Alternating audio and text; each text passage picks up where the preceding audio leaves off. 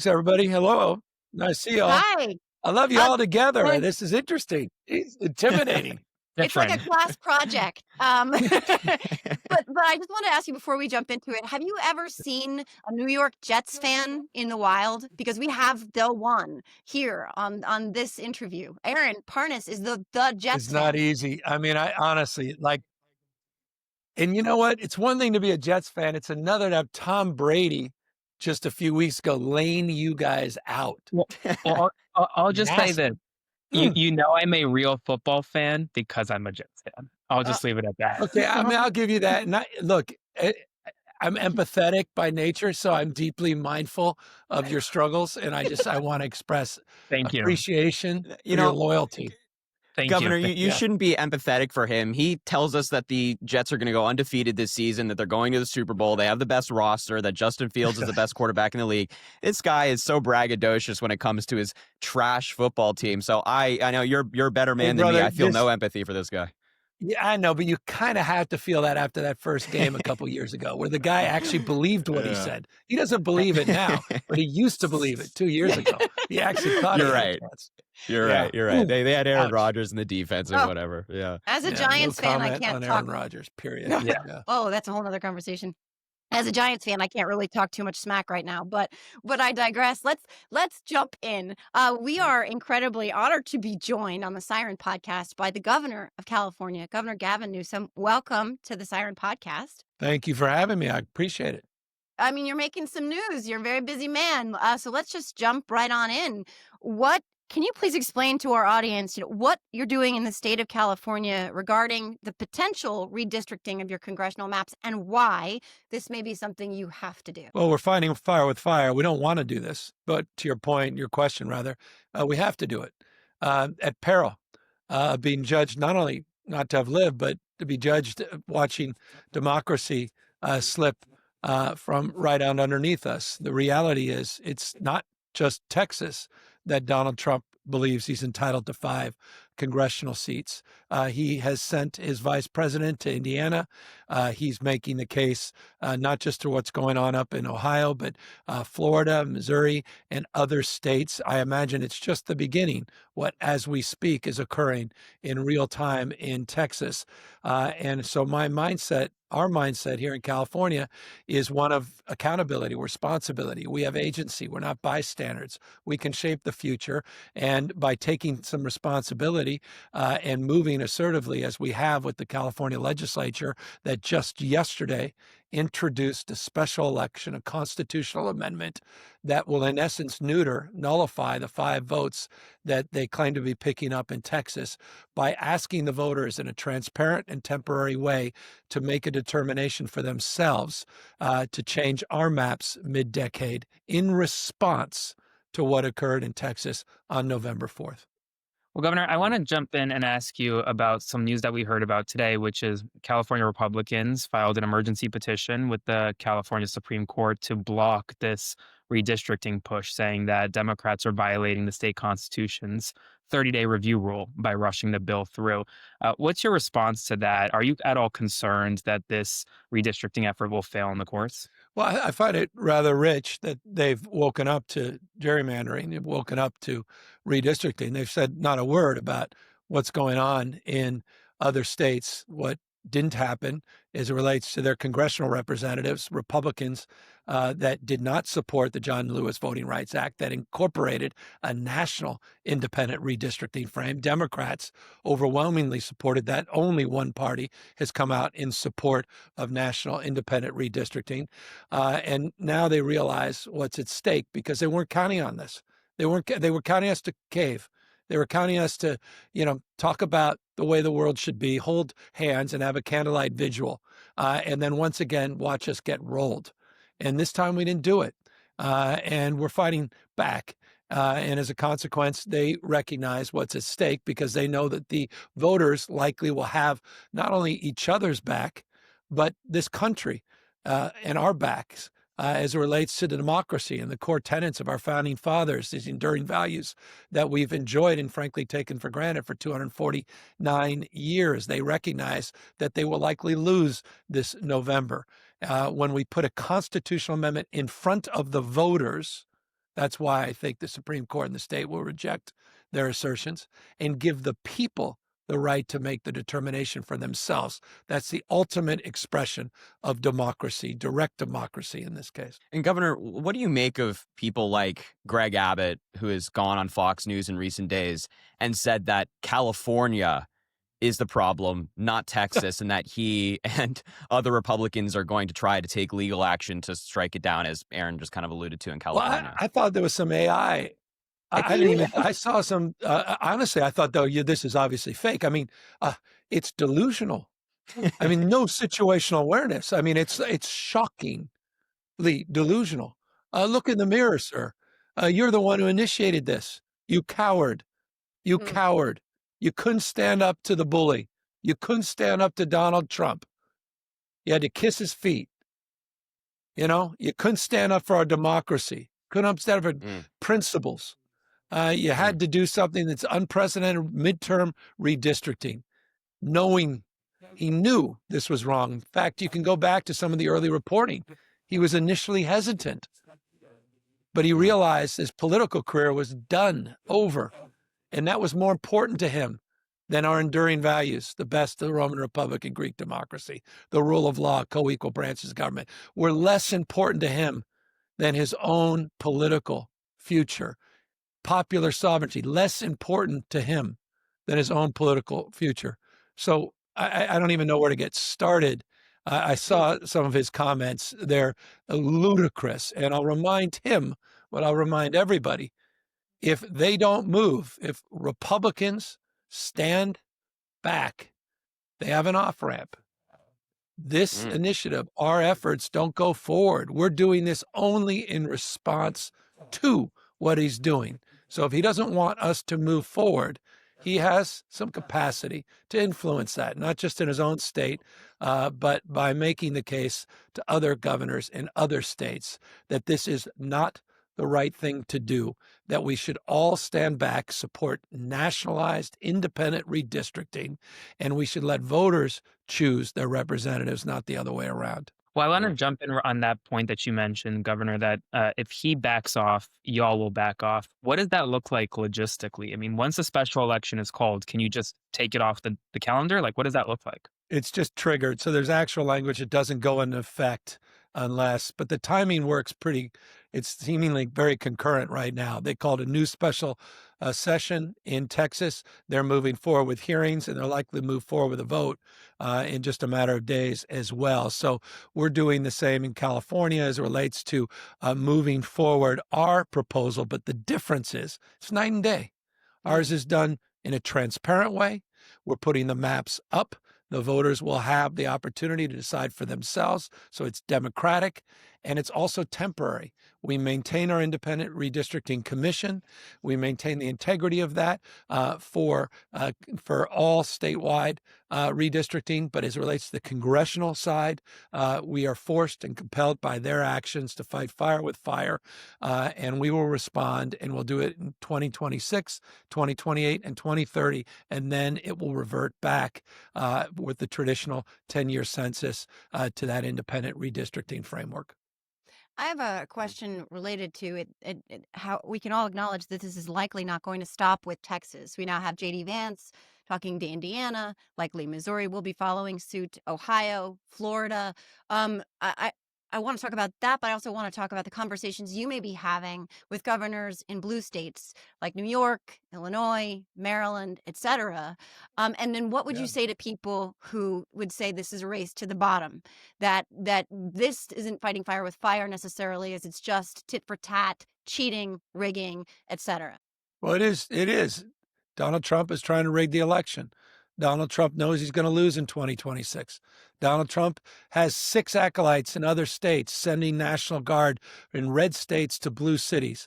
Donald Trump knows he's going to lose. That's why he sent the Border Patrol to our Democracy Center event when we launched this campaign last week at the hollow site, the site where we were sending the Japanese, interning the Japanese, the exact same location. It's a preview of things to come. I said this months ago.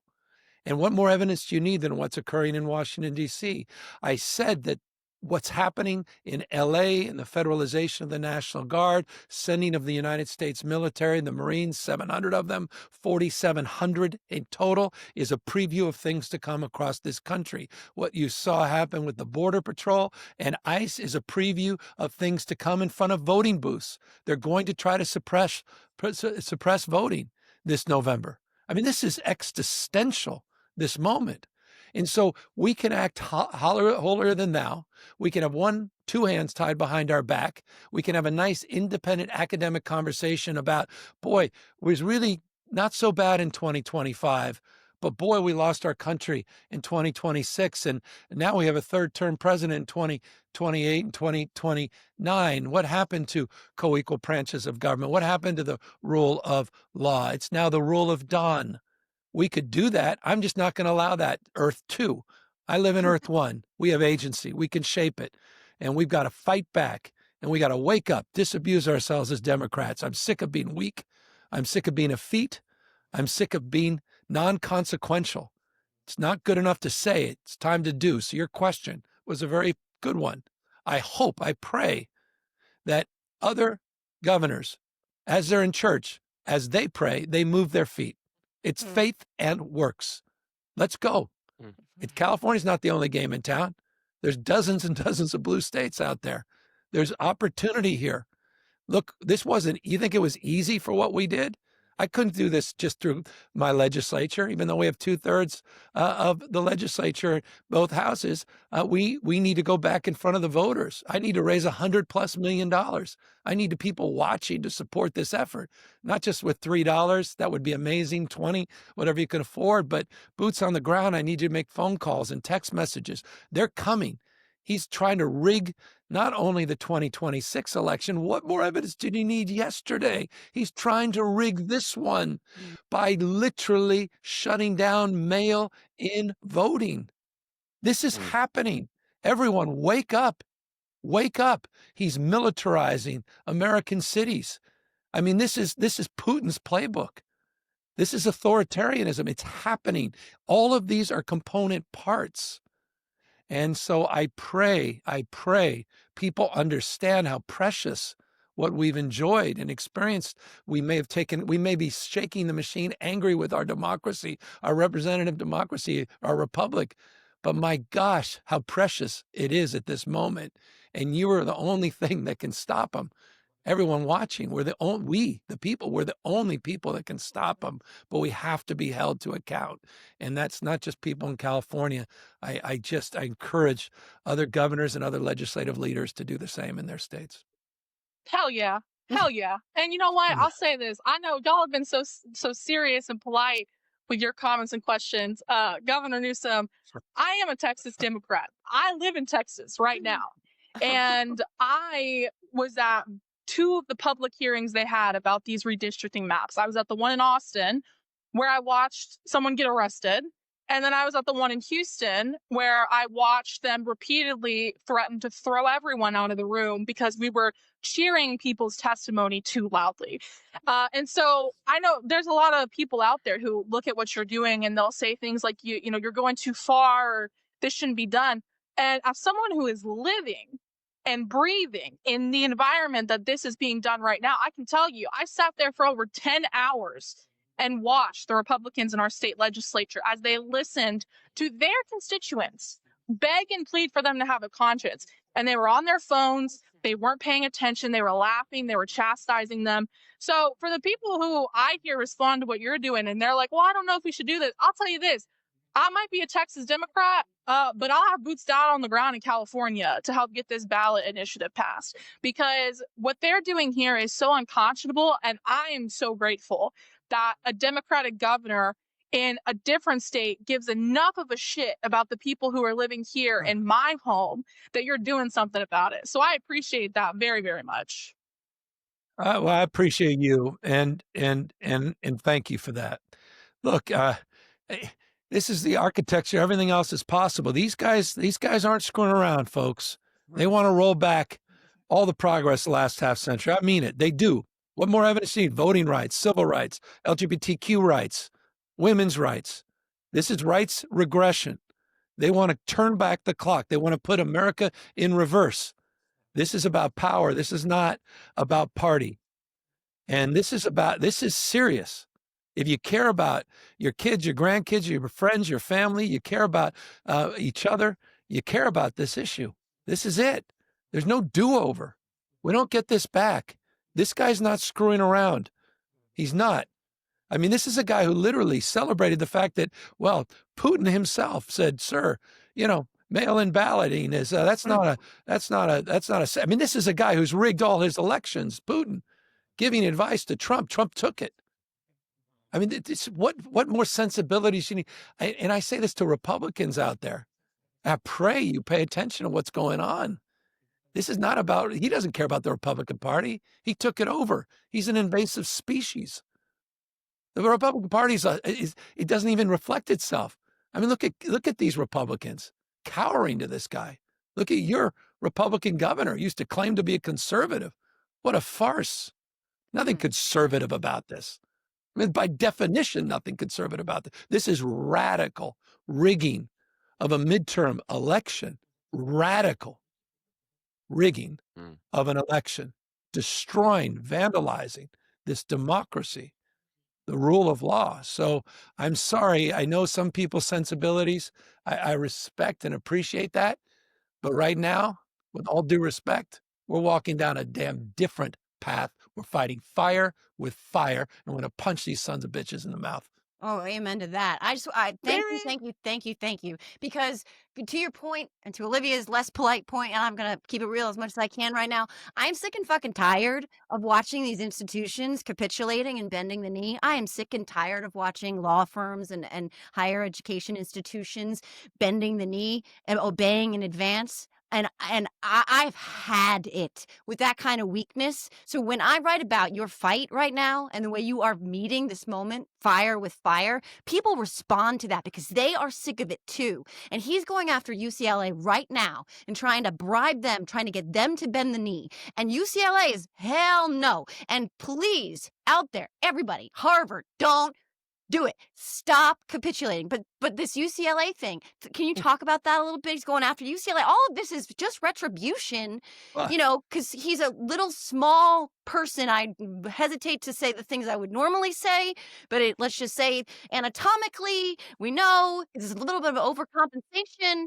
But yeah, can you talk about what he's trying to do to UCLA? Well, he's a broken man, and he's trying to break this country. That's for sure. There's no question about that. That said, let's take a step back, because what you said is just it's so critically important. And that's referring to you, Skadden Arps. That's referring to you, Paul Weiss. That's referring to you, Brown University. That's referring to you, Columbia University. And yes, I hope you're listening, Harvard.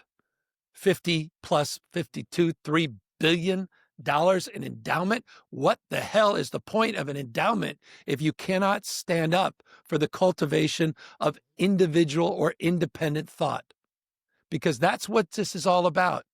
He is literally trying to shut down institutions across the spectrum, and that includes the media, ABC, that includes the media, CBS, that includes private companies, some of the wealthiest in the world, NVIDIA, 15%, selling out 10% to the dear leader, Intel.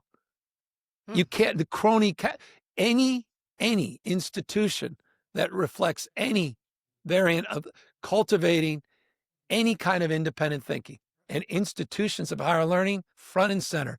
The finest public university system on planet Earth, the UC system, that is sitting on 13,800, don't quote me, roughly 13,800 active patents, more than any other system in the world. The conveyor belt for talent, the reason California is the tentpole of the U.S. economy, the reason America is the tentpole of the world economy, pushing out the boundaries of science and discovery, more scientists, engineers, researchers, more Nobel laureates, the envy of the world. He's trying to break them down. He's trying to gut the research that keeps our national defense system operational, that keeps us dominant in quantum, keeps us dominant in artificial intelligence. He is telling us we have to have 3 co-equal payments.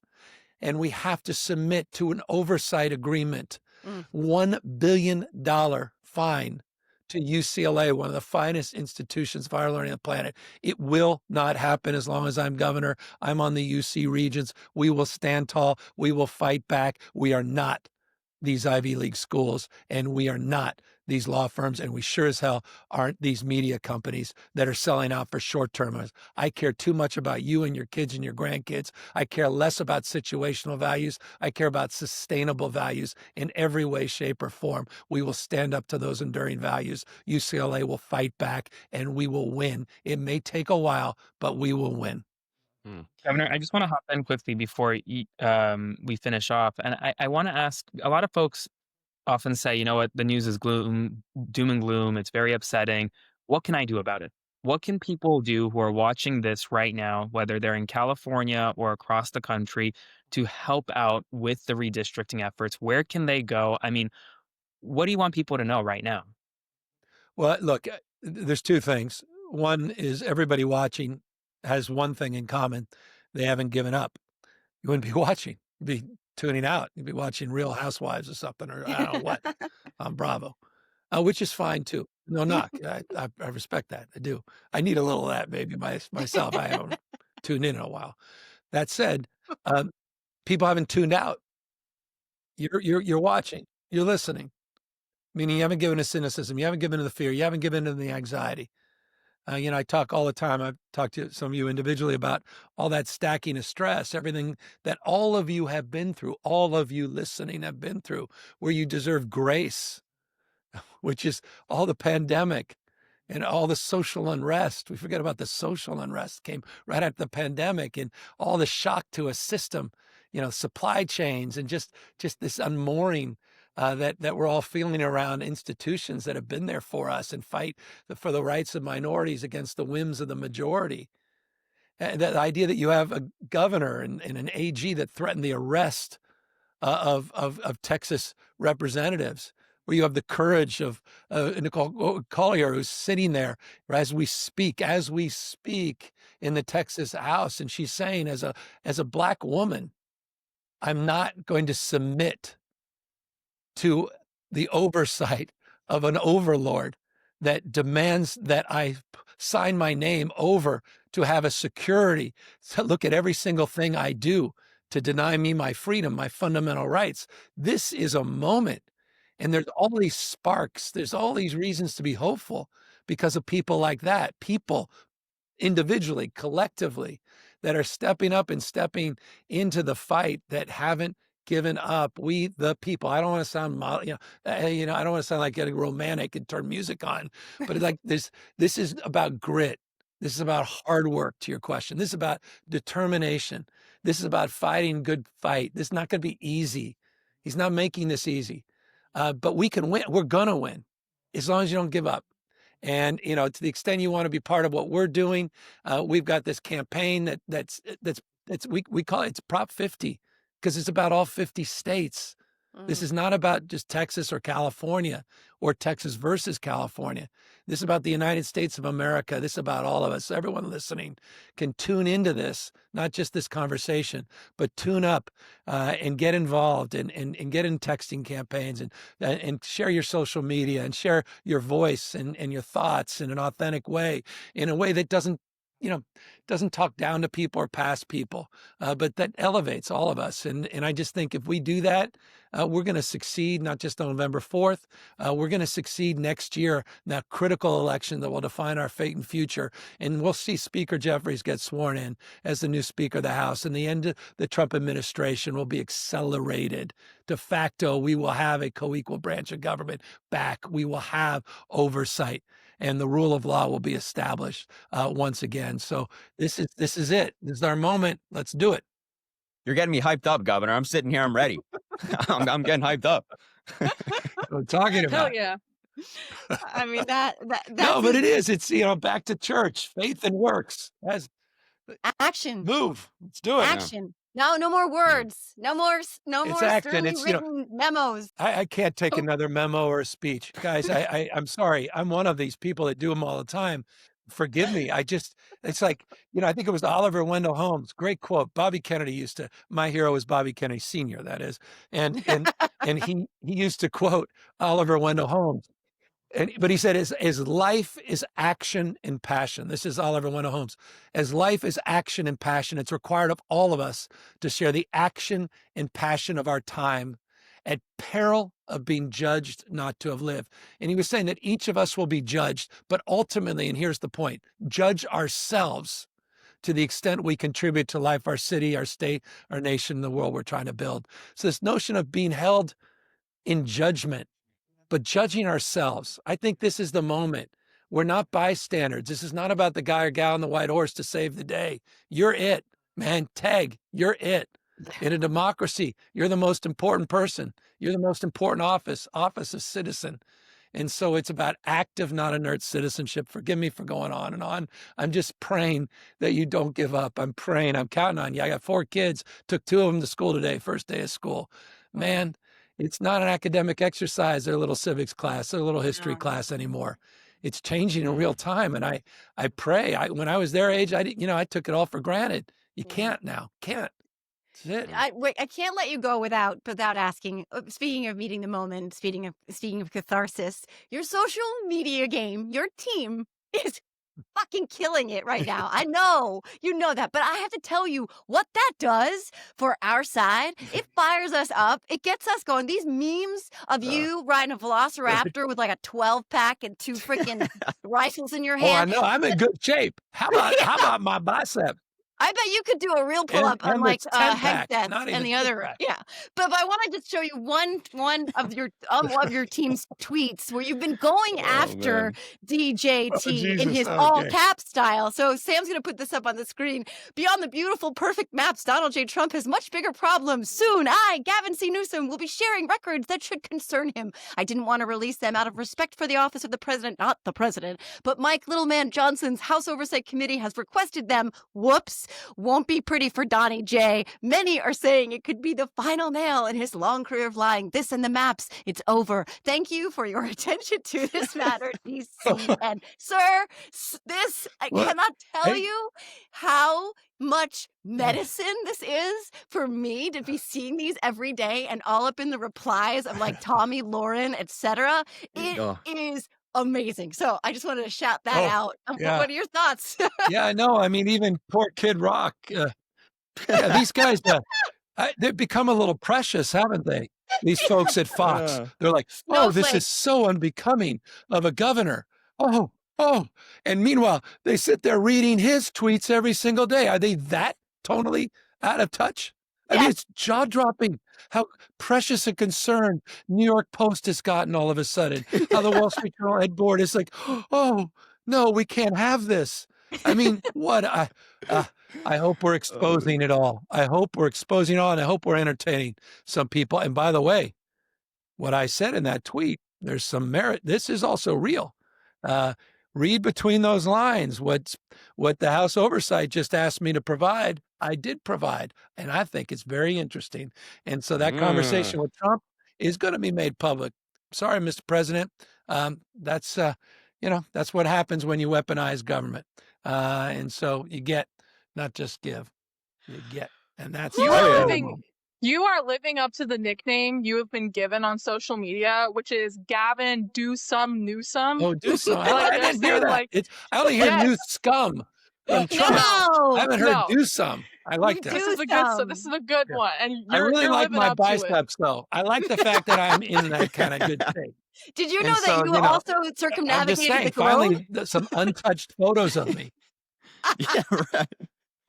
Yeah, you also circumnavigated the globe. You've rescued many kittens and puppies, all while holding the flag.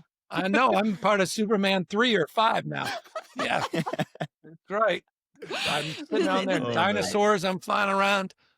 What the heck? By the way, I literally, honestly, this is not where I'm scrolling. So this is stuff that people send me, like my little nieces and nephews. They're all sending me this stuff.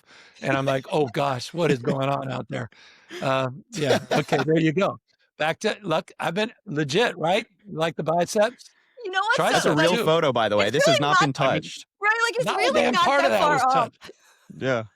I mean, they've had Trump on a No, motorcycle it's not. jumping over It's the not far moon. off at all. Yeah. No. No. And Keep I your don't know heart out, Arnold. I'm just I don't know. saying. So the Terminator, come Yeah. on, listen to me Yeah. now and hear me later. Pick things up and put them down. Does anybody have any last thoughts or All right, questions I'm in before we trouble let the here. amazing Jesus. governor go?